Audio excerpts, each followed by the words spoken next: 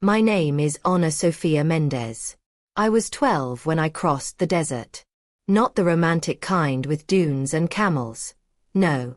The Sonoran Desert in July, where the sand burns through your shoes and the air tastes like hot copper.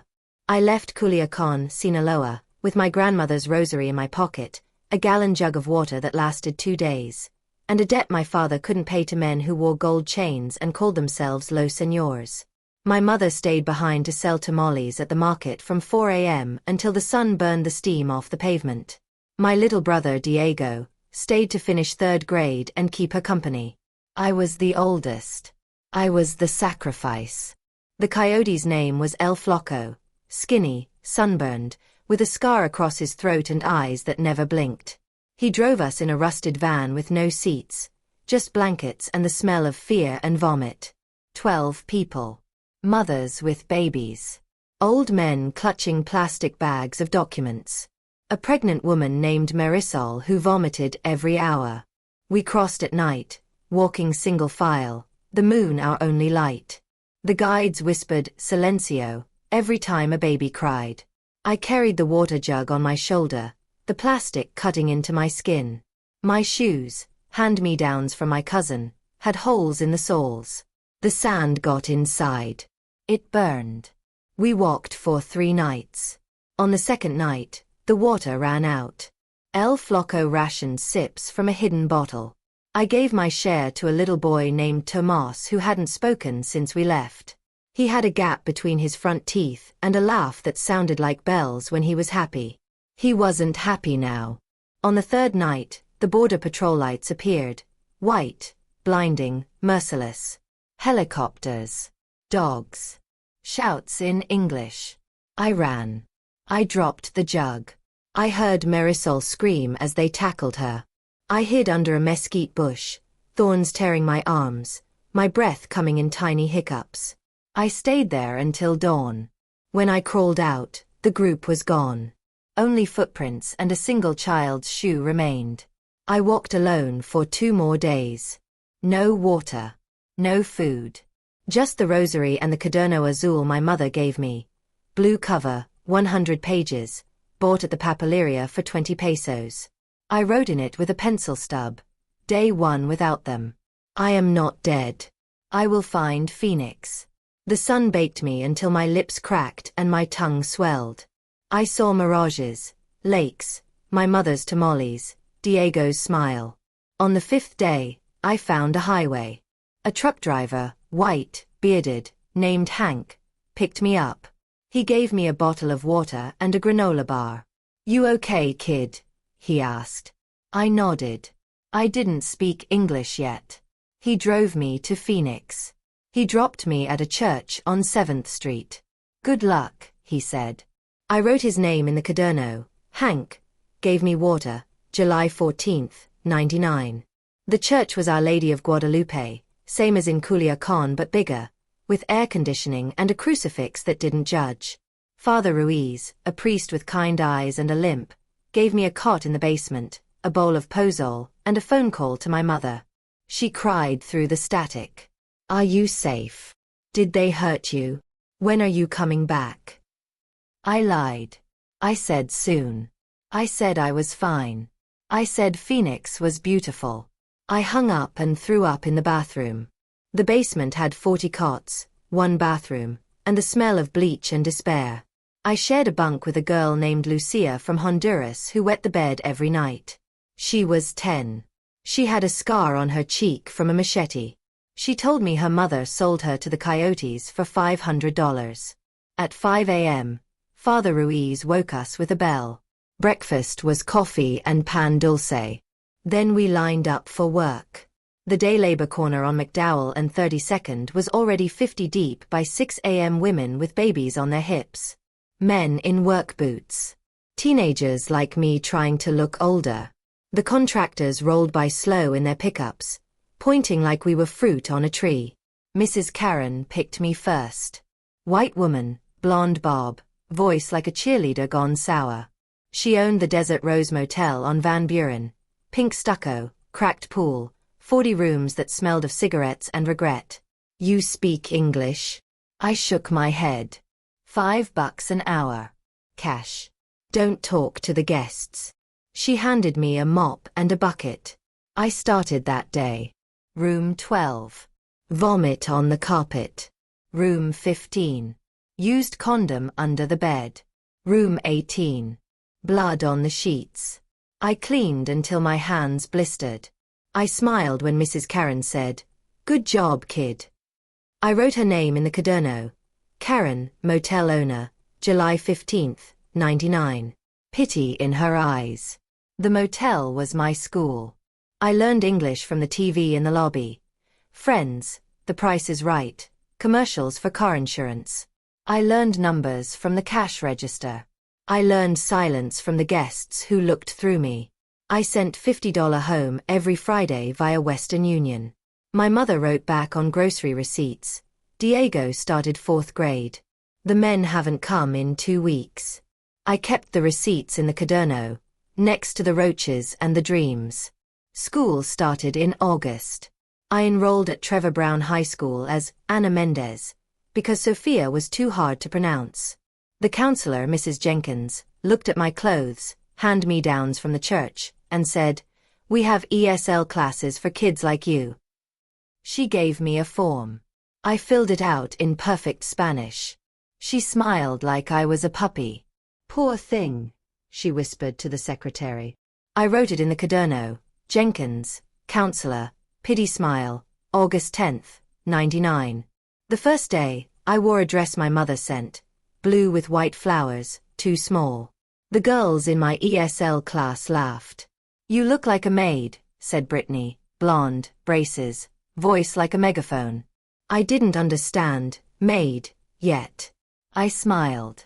I wrote her name, Brittany, laughed at my dress, August 11th, 99. The teacher, Mr. Lopez, was Mexican but born here. He spoke Spanish when no one was looking. "You're smart," he said. "Don't let them make you small." I wrote that too. I cleaned the motel after school. 3 p.m. to 9 p.m. Mrs. Karen gave me a key to the supply closet. I stole bleach, gloves, a radio. I listened to Selena while I scrubbed toilets. The guests tipped sometimes, $1 here, a quarter there. I saved every coin in a Folgers can under my cot. I bought a dictionary, Webster's, $5 at Goodwill. I memorized 10 words a day. Pity, poor, illegal, wetback, maid. I wrote them in the caderno with definitions and the faces that said them. By December, I had $500 saved. I sent $300 home. My mother wrote, "The debt is down to $2,000. Diego got new shoes. I bought a backpack, Jansport, red, $10 at a yard sale. I carried my caderno, my dictionary, my rosary. I walked to school every day, 3 miles each way. My legs turned to steel. My lungs learned to breathe dust and exhaust. Mrs. Karen promoted me to front desk on weekends. $6 an hour. I checked in truckers, honeymooners, runaways. I learned to smile when they asked, "Where are you from?" I learned to lie. California. I learned to count change fast. I learned to ignore the pity in their eyes when they saw my name tag. Anna, housekeeping. I wrote every name, every look, every bless your heart. I turned 13 in October. No party. No cake. Just a letter from Diego. "I miss you. When are you coming home?" I cried in the supply closet, the smell of bleach burning my eyes. Mrs. Karen found me. "What's wrong, sweetie?" she asked, hand on my shoulder. I said, "Nothing." She gave me a $10 bill. "For your birthday." I wrote it in the caderno. Karen, $10 pity gift, October 2nd, 99. The caderno was half full. 50 pages. Every page a wound. Every wound a promise. I wrote on the last page of the year. 1999. They pitied me. 2000. I will make them forget my name. Then I will make them learn it. I was 12. I had a caderno azul, a mop, and a fire no desert could burn out. I was 13 when I learned the word maid. Brittany said it in the cafeteria, loud enough for the whole table to hear. Look, the maid brought her lunch in a plastic bag. She pointed at my foil-wrapped tamales. The girls laughed. I smiled.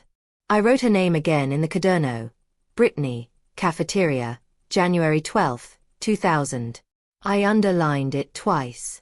I didn't know yet that I would own the school one day. I only knew I would never forget. The motel became my second home. Mrs. Karen let me sleep in room 8 when the basement was full. It had a real bed, a TV with cable, and a lock on the door. I paid $100 a month, half my salary. I cleaned it myself every morning. I studied on the bedspread, the dictionary open, the caderno beside me.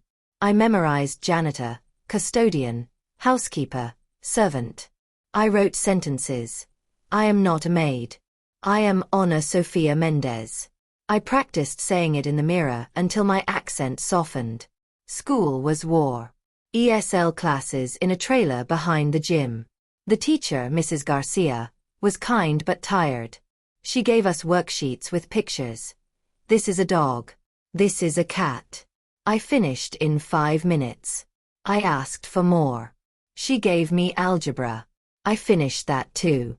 She smiled like I was a trick pony. Such a smart little girl, she said. I wrote it in the caderno. Garcia, smart little girl, 2/3/00. The bullying escalated. Brittany and her friends, Ashley, Megan, Taylor, waited for me at my locker. They poured chocolate milk on my backpack. They called me Taco Girl. They left notes in my desk. Go back to Mexico. I collected every note. I taped them in the caderno like evidence. I wrote their names in red pen. I underlined Brittany 3 times. I worked harder. I cleaned faster. I saved more. By summer, I had $1,200 in the Folgers can. I sent $800 home. My mother wrote, the debt is down to $1,000. Diego is in 5th grade. I bought a used bicycle, $25, rusty, but it worked. I rode it to the motel, to school, to the library. I checked out books, The Outsiders, To Kill a Mockingbird, The Diary of Anne Frank. I read them under the streetlight outside room 8, mosquitoes biting my ankles. Mrs. Karen gave me a raise in July. $7 an hour. You're my best worker, she said. She let me train the new girls, mostly teenagers like me, fresh from the border. I taught them how to scrub toilets without splashing, how to fold fitted sheets, how to smile when guests complained. I paid them out of my own pocket when Mrs. Karen shorted them. They called me Heifa. I wrote their names in the caderno under allies. Lucia, Marisol, Rosa. I started night school at Phoenix College in September. ESL Advanced. Mondays and Wednesdays. The teacher, Professor Chen, was Chinese American with a voice like silk. She corrected my pronunciation without laughing. She lent me 1984. I read it in the motel laundry room, the dryers roaring like thunder. I wrote my first essay in English. The American Dream is a Lie. I got an A-. Professor Chen wrote, you have fire. Use it wisely. Mrs. Karen found out. School on my time. She barked. She docked me 2 days' pay. I smiled. I nodded. I wrote it in the caderno. Karen, docked pay for night school, September 15, 2000. The harassment at school peaked in October. Brittany cornered me in the bathroom. You think you're better than us, she hissed. She shoved me against the sink. My head hit the mirror. Crack. Blood trickled down my neck. I looked her in the eye and said, I think I'm faster. She laughed. She walked away.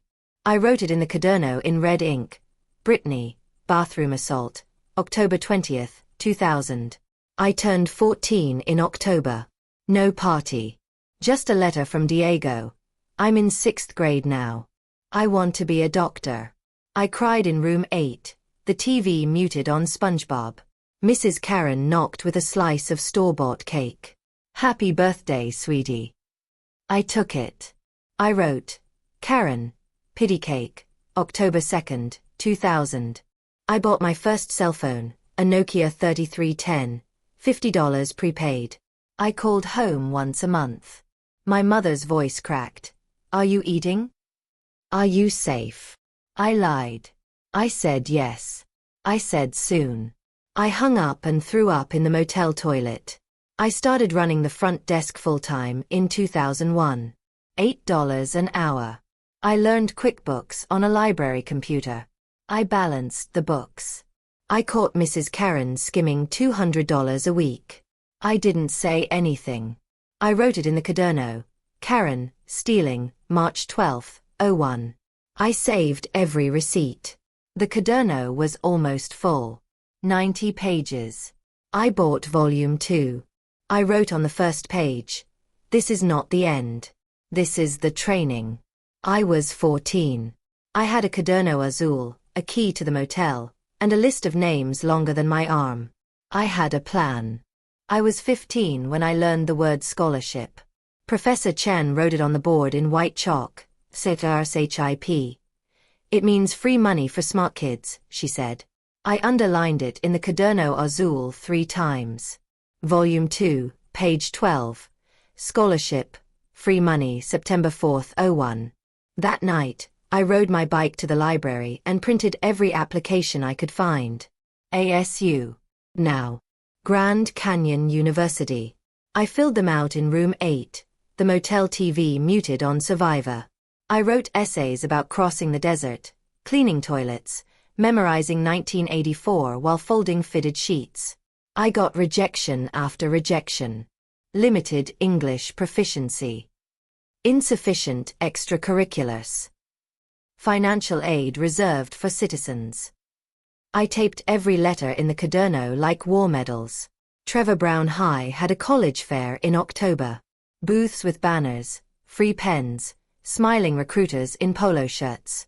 I wore my best outfit, thrift store jeans, a white blouse from Mrs. Karen's daughter. Brittany was there with her mom, both in matching sorority sweatshirts. She saw me. "Applying to college," she laughed. "You'll be cleaning the dorms." Her mom smiled the same pity smile Mrs. Jenkins used. I wrote it in the caderno, Brittany's mom, pity smile, college fair, October 18th, 01. The ASU recruiter, Mr. Patel, was different. Indian, kind eyes, no pity. He read my essay about the desert.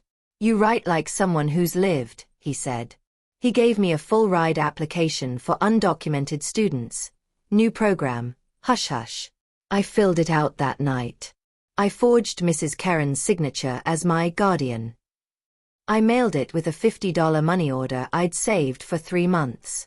I graduated in May 2002, valedictorian of the ESL class, 3.98 GPA, perfect attendance. Mrs. Garcia cried when I gave the speech in English and Spanish. "From the desert to the diploma," I said. The audience clapped politely. Brittany rolled her eyes.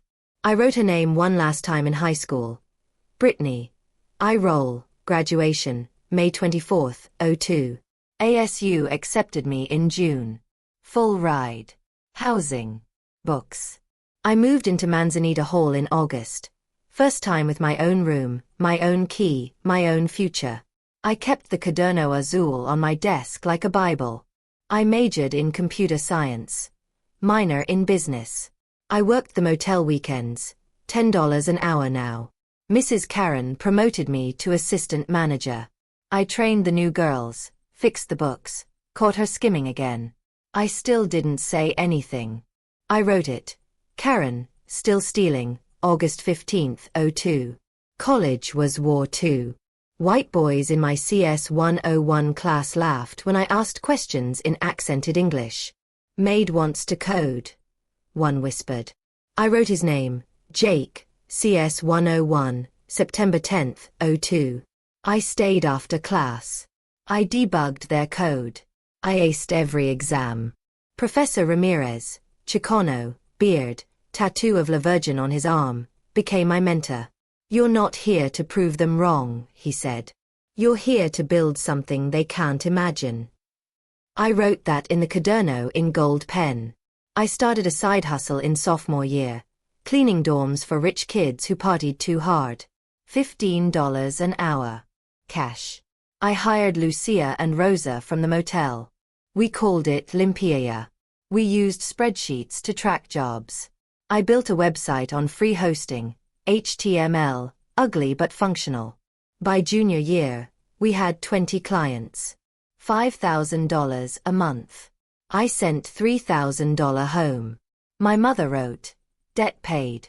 Diego in high school. We're free." I met Ryan in 2005, senior year, entrepreneurship class.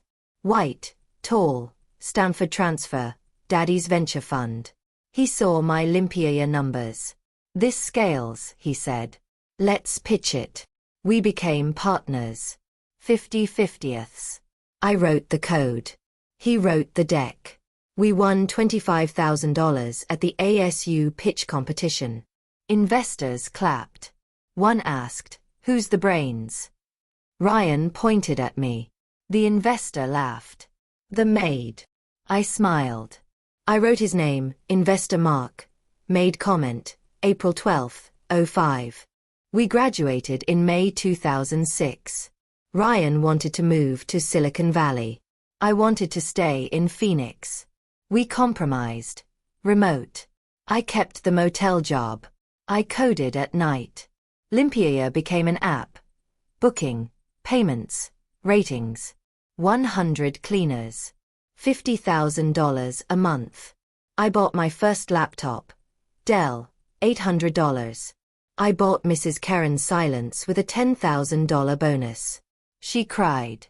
"You're leaving me?" I said, "I'm promoting you to GM. $60,000 a year." I wrote it in the caderno. Karen, promoted, June 1, 06. The caderno was thick now. Volume 3. I wrote on the last page, 2006, they still pity the maid. 2007, they'll beg for her app. I was 20. I had a degree, a company, and a list of names I would never forget.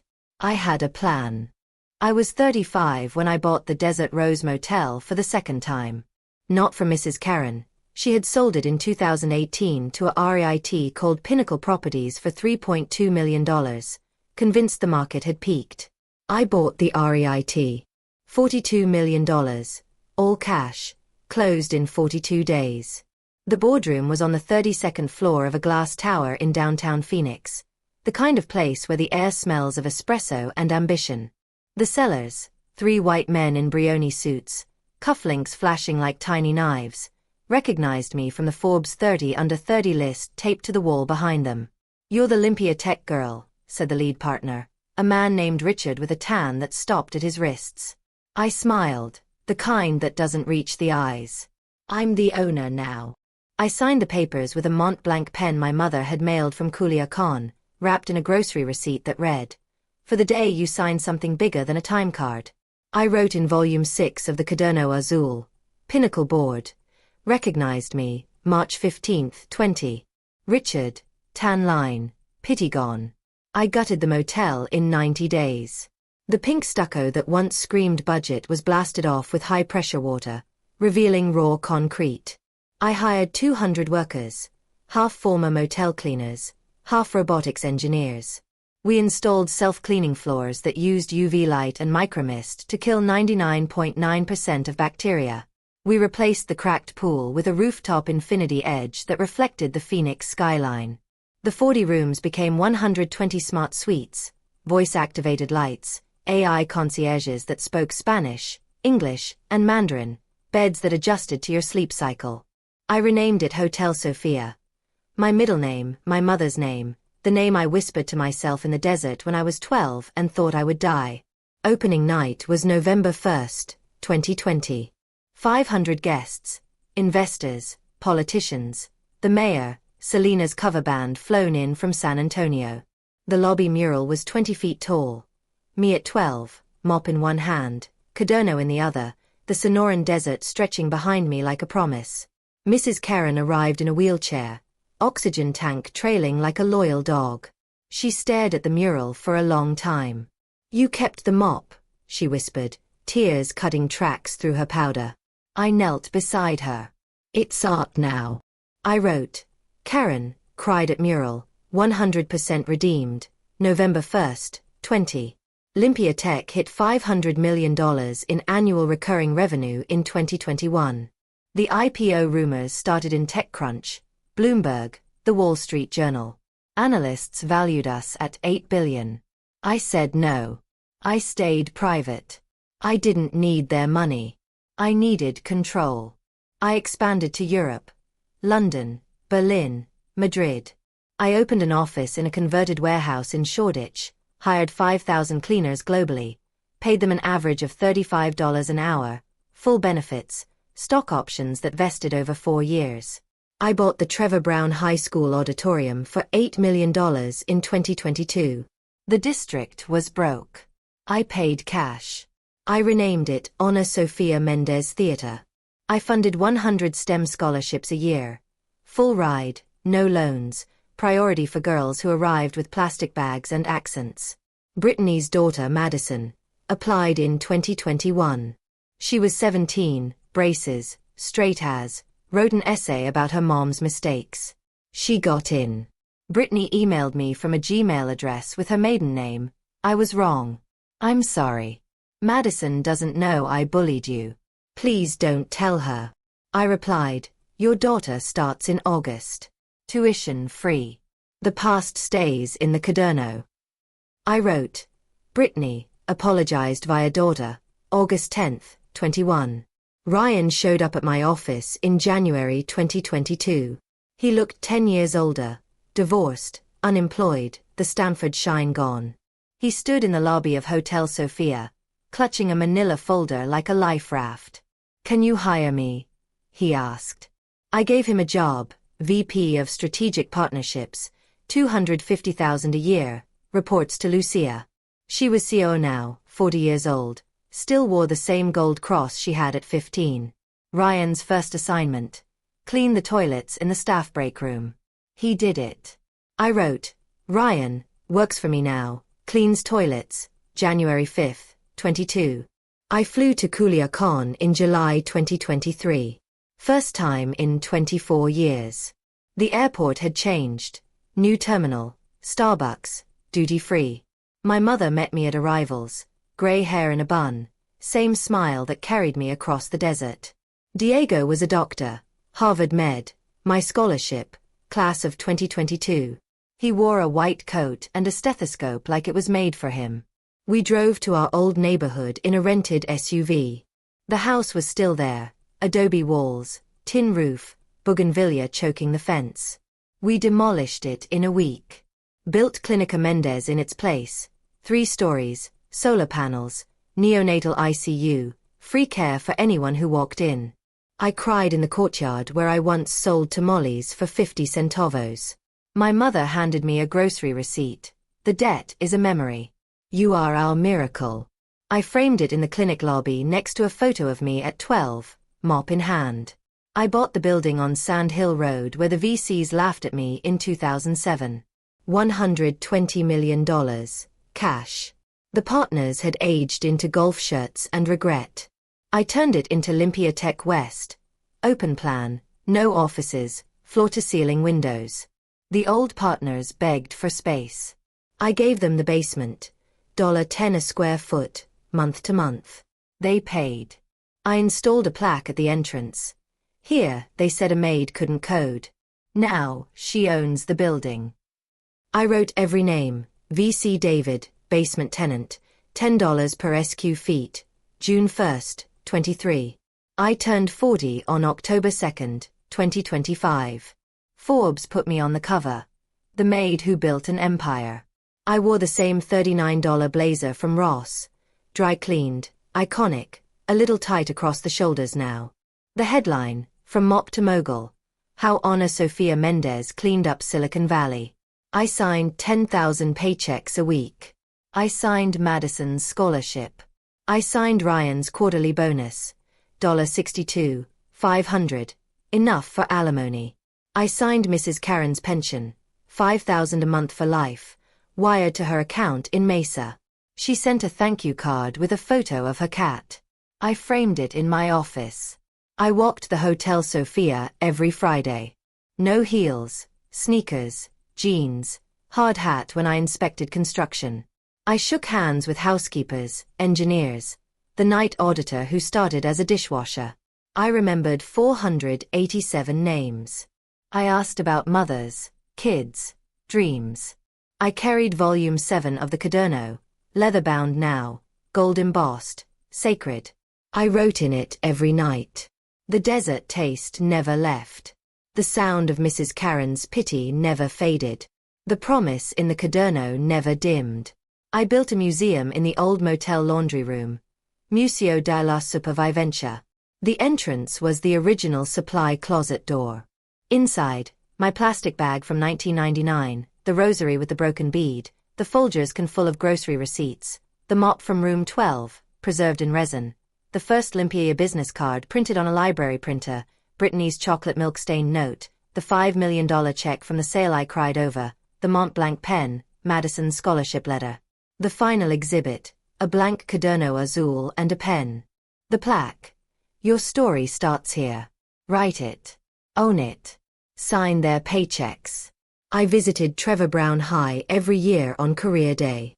I spoke to girls who looked like me, trenzas, accents, fear in their eyes. I said, they will pity you. Let them. Pity is just noise. Your code will be music. I gave them a Caderno. I gave them a future. I never forgot the Caderno. Volume 7 sat on my desk in Hotel Sophia, next to a photo of my mother cutting the clinic ribbon.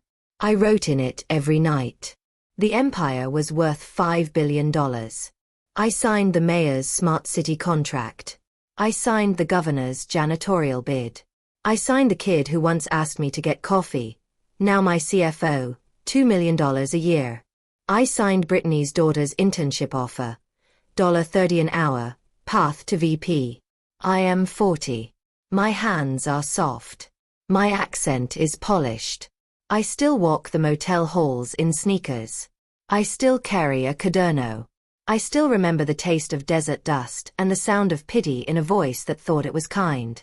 I am not a success because I got rich. I am a success because they no longer know who I was, only who I've become. I am 45 now. The year is 2030. My hair has silver threads that catch the Phoenix sunrise like fiber optic cables. My knees creak when I walk the rooftop of Hotel Sophia, but I still do it every dawn. Sneakers, no blazer, Caderno Azul in hand. Limpia Tech is valued at $25 billion. We clean 1 in every 3 commercial buildings in the Western world. Our AI predicts grime before it forms. Our robots wipe windows on the Burj Khalifa. Our cleaners, 50,000 strong, earn an average of $50 an hour, own stock, send their kids to college. My face is on the cover of Time. The Quiet Revolution. I wear the same $39 Ross blazer, now framed in the Museo della Supervivencia next to the mop in resin. But this is not the end. This is the epilogue. The moment the story stops being mine and becomes theirs. I still carry volume 8 of the Caderno, archival paper, waterproof cover, printed in Culiacan on a press I bought for the town. I write in it every night with the same Mont Blanc pen. The entries are shorter. My hand trembles from carpal tunnel earned coding at 3 a.m. in 2009. But the words are heavier. I built a university in 2026. Instituto Mendez. Campus on the old desert Roseland. Expanded to 200 acres. Solar panels, vertical farms, dorms named after the girls who cleaned with me. Lucia Hall, Rosa Hall, Marisol Hall. Tuition free. Admission requirement. 1 page in a Caderno Azul about a time someone pitied you. 10,000 students. 90% first generation. I teach 1 class a year, from mop to model, building systems that scale. I start every lecture with the same line. They pitied me. I built an empire. Your turn. I mentor presidents. The White House calls for urban policy. I fly coach. First class still feels like stolen money. I sit at the Resolute desk and say, clean cities start with clean paychecks. Tax the algorithms. Fund the janitors. The president signs the Mendez Act, $1 trillion for immigrant-led infrastructure over 10 years. My name is in the title. I cry in the Lincoln bedroom, the mattress still holding the shape of giants. I built a village in Culiacan in 2027, Pueblo Sofia. 1,000 homes. Solar roofs. A hospital with robotic surgery.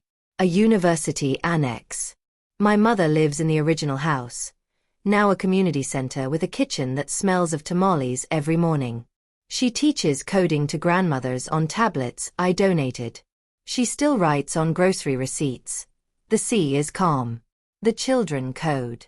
You are home. I frame every one. They line the walls like stained glass. Diego, my brother, runs Clínica Mendez Global, a network of 50 clinics across Latin America. He flies in on Vuelo Mendez, my airline, electric jets, free for scholarship kids. He wears a white coat and a smile that saved lives before he was 30. He asked me once, in the clinic courtyard, do you ever forgive them? I said, forgiveness is a luxury. Legacy is a necessity. I started the Caderno project in 2028. Every employee, every student, every cleaner gets a blank Caderno Azul on day one. Write everything, I say in the orientation video, filmed in the old motel laundry room. The pity.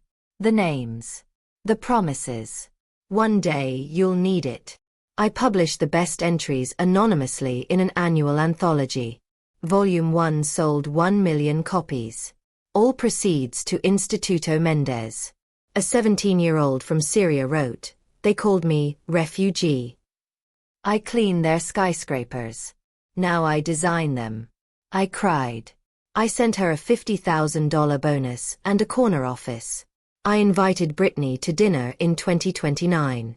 Hotel Sofia rooftop, sunset, mariachi playing Cielito Lindo. Madison, her daughter, was my intern, now VP of product at 22. Britney arrived in a dress from Target, hands shaking. I was cruel, she said before the appetizers. I poured her water. You were a child. Children learn. You taught Madison better. We ate tamales and kimchi. Fusion menu, my idea.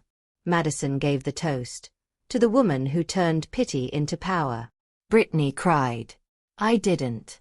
I wrote, Britney, dinner, redeemed, July 15, 29. Ryan died in 2030. Overdose. I paid for the funeral. $50,000, open casket, no press. I spoke at the service. 200 people, mostly former Limpieza cleaners. I read from his last email. You were right. I was wrong. Thank you, boss. I said. He stole my company. I gave him a job. That's redemption. Lucia, so my sister in all but blood, placed a Caderno Azul in his coffin. I wrote, Ryan, final entry, March 22, 30. I built a bridge in 2030, Puente Sofia. From Nogales, Sonora, to Nogales, Arizona. Pedestrian only. Free. 50,000 people cross daily. Workers, students, families. No wall. Just a sign in 12 languages. You are welcome here. The dedication had mariachi, K-pop, a Syrian oud player, a Kenyan drummer. The president cut the ribbon. I cut the check, $800 million, funded by Limpia Tech profits. I never went public. I never cashed out. I put the company in a trust, the Mendez Legacy Trust. When I die, it splits into 120,000 shares, one for every employee. My family gets nothing. They'll earn it like I did, Caderno in hand, mop in heart. Madison runs the trust. Diego runs the clinics. Lucia runs the airline. I still dream of the desert. The gallon jug empty. The coyote's scar. The sound of Marisol screaming. I wake up gasping, the Phoenix skyline blinking through my penthouse window. I write in volume 8. I go back to sleep. I wrote my will on a grocery receipt in 2030. Bury me in Culiacán. Facing the clinic. With a caderno and a mop. No tombstone. Just a bench. Let girls sit and write their stories. I signed it with the Mont Blanc. I gave it to Madison. She cried. She framed it. I visit the Museo de la Supervivencia every year on July 14th, the anniversary of Hank dropping me at the church. I leave a $1 coin and a note on the mural. You taught me pity is temporary. Power is permanent. I don't forgive the desert. I transcend it. I built a time capsule under the museum in 2030. Sealed with titanium. Opens in 2130.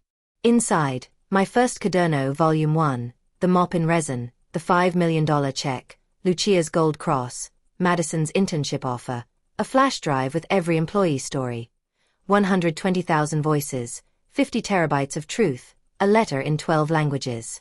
If you're reading this, you're holding proof that a girl with a mop and a caderno can change the world. Don't forget the pity. Don't forget the power. Don't forget to sign their paychecks. I am 45. I am tired.